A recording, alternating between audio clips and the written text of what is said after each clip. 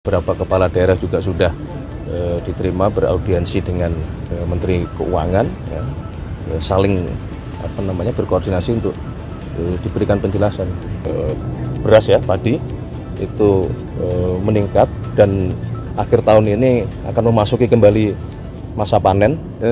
Sebenarnya pertemuan rutin sebagaimana setiap minggu, ya. Kadang-kadang hari Sabtu, kadang-kadang hari Minggu. Jadi di setiap waktu kosong Bapak Presiden kemudian memanggil para menteri. Memang malam ini lumayan lengkap karena Bapak Wakil Presiden juga berkenan hadir. Kemudian ada beberapa Menko dan beberapa menteri terkait. Pertama, beliau seperti biasa ya, mengupdate segala program yang sudah dikerjakan oleh pemerintah. Tetapi memang terus terang malam hari ini tadi ada beberapa hal yang dibahas secara khusus, salah satunya mengenai sistem keuangan dan sistem perbankan kita, termasuk tadi membahas mengenai hasil dari peraturan pemerintah yang kita keluarkan berkenaan dengan masalah devisa hasil ekspor, salah satunya. Itu DHE-nya udah diterbitin berarti ya, Mas? Sudah berlaku mulai bulan Maret. Jadi tadi membahas untuk melakukan evaluasi sejauh mana efektivitas dan dampak terhadap diberlakukannya DHE. Kalau sejauh ini laporan dari Bapak yang terkait, menteri-menteri terkait, apakah itu pengusaha-pengusaha itu udah menaruh uangnya di sini, Mas, dengan aturan yang baru? Sudah, tetapi memang perlu juga terus kita pelajari. Ya, karena dari yang sudah kita terapkan hasilnya belum cukup menggembirakan gitu. Makanya tadi salah satu pembahasan kita terutama di bidang ekonomi untuk malam hari ini. Ada kendala tersendiri kah, Mas, yang disampaikan tadi? Mengenai? Dari hal itu, maksudnya dari pengusaha-pengusaha itu masih ada celah yang memungkinkan mereka untuk membawa itu keluar? Ya, masih ada beberapa yang memungkinkan devisa kita belum seoptimal yang kita harapkan. Makanya itu yang diminta untuk segera untuk dipelajari kembali. Mas, ini kan lagi ramai soal TKD. Apakah tadi Bapak Menko juga melaporkan soal TKD juga ke Bapak Presiden? Daerah yang dipotong Transfer ke daerah? Enggak, malam ini tidak membahas masalah TKD karena kan memang beberapa kali juga sudah disampaikan penjelasan dari Kementerian Keuangan. Kemudian juga beberapa hari yang lalu beberapa kepala daerah juga sudah diterima beraudiensi dengan Menteri Keuangan, ya, saling berkoordinasi untuk diberikan penjelasan mengenai masalah TKD ini.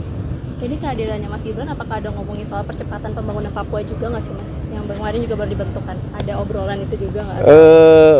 Hanya sedikit. Jadi setelah itu diminta untuk kemarin tim komite eksekutif yang sudah dilantik oleh Bapak Presiden untuk segera melakukan rapat koordinasi, ya, supaya sesegera mungkin dapat melaksanakan pekerjaan untuk membantu Badan Pengarah Percepatan Pembangunan Otonomi Khusus Papua.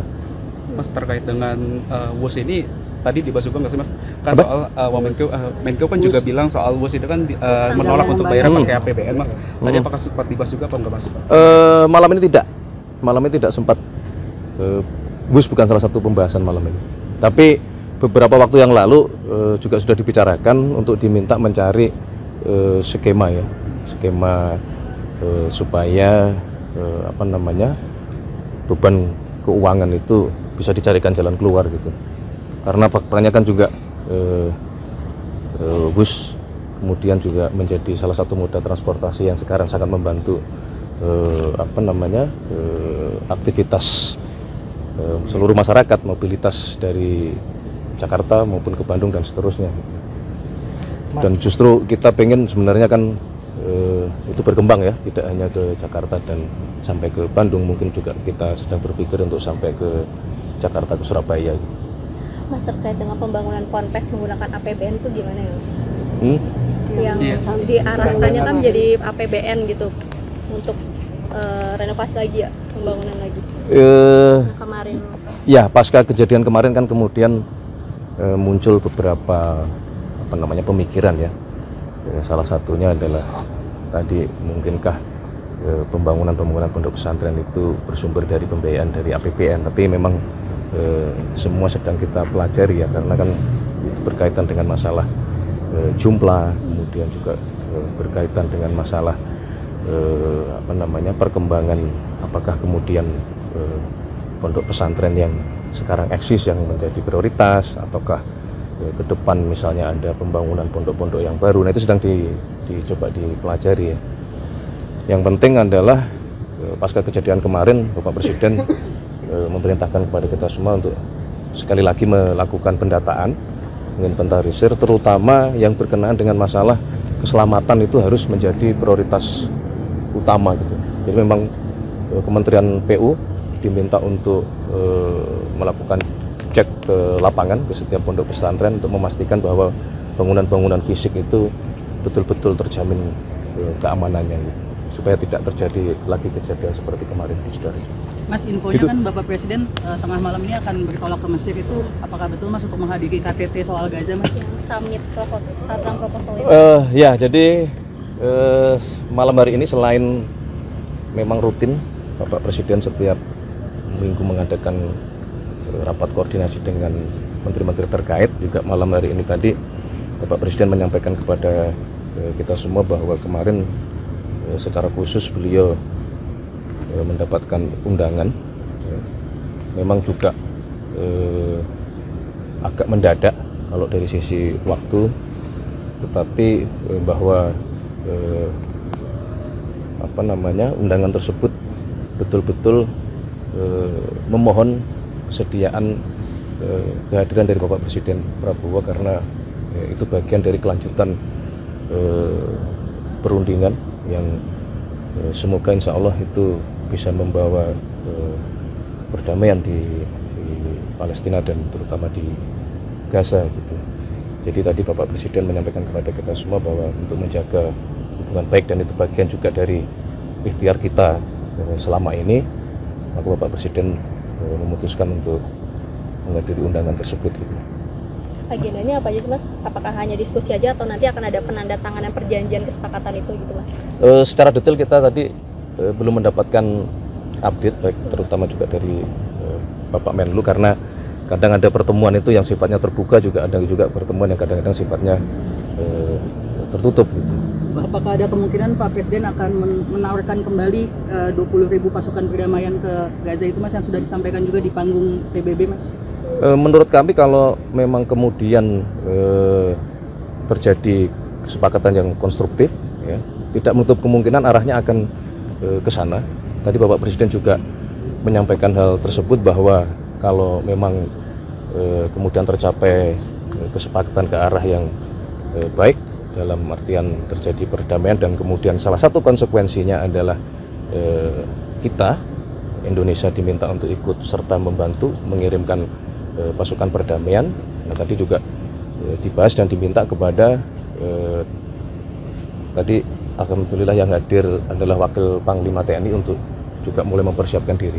Manakala dibutuhkan kita sudah siap. Mas, soal pergantian Kepala Badan Pangan Nasional itu pertimbangannya apa Mas? Ya, jadi begini, yang pertama bahwa sebenarnya fungsi dari tugas Badan Pangan itu kan dulu memang ada di Kementerian Pertanian gitu, dan karena Mas Arief sedang ingin kita tugaskan di tempat yang lain, maka kemudian fungsi itu langsung dijabat oleh Menteri Pertanian. Ini tidak ada masalah, karena selama ini juga Menteri Pertanian dengan Bappenas selalu berjalan beriringan. Mas, tapi ada ini juga nggak sih catatan juga ya, atau misalnya perhatian juga terkait dengan temuan yang mutu beras turun itu karena lama tersimpan di gudang gitu. Itu kemarin disampaikan juga nggak sama Pak Amran ke Pak Presiden?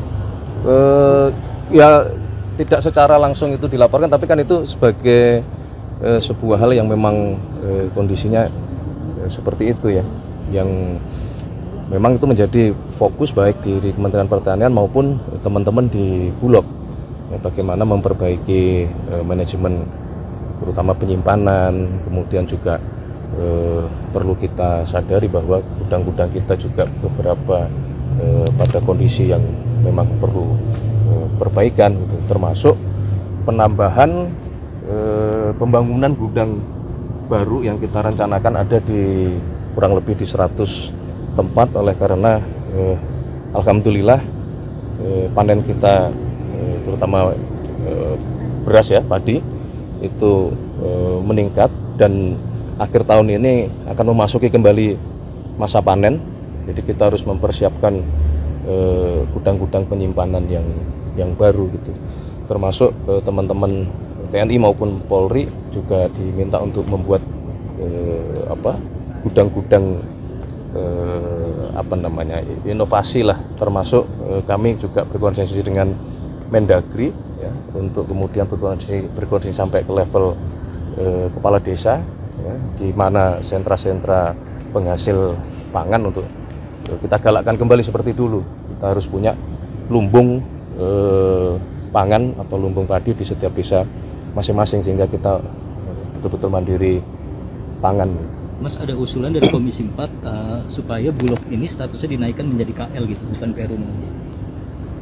Nanti kita kaji ya, betul. nanti kita kaji dulu ya. Yang pasti adalah Bulog terus kita perbaiki, dan alhamdulillah kan kemarin dalam sejarah salah satu pencapaian yang tertinggi serapan dari Bulog, dan minggu lalu juga sudah diputuskan bahwa Bulog diberi tambahan pendanaan supaya mengantisipasi kalau produksi kita melimpah baik beras maupun jagung, supaya itu juga bisa diserap oleh Bulog. Intinya adalah kita betul-betul mari semua kita kerja keras untuk memastikan yang paling utama adalah pangan dulu. Ya, kalau pangan kita aman, perut aman, selebihnya insya Allah aman. Soal bola Mas. Aduh. Evaluasi dari Bapak Tadi malam mainnya luar biasa bagus sebenarnya, tapi memang mungkin nasib belum berpihak gitu.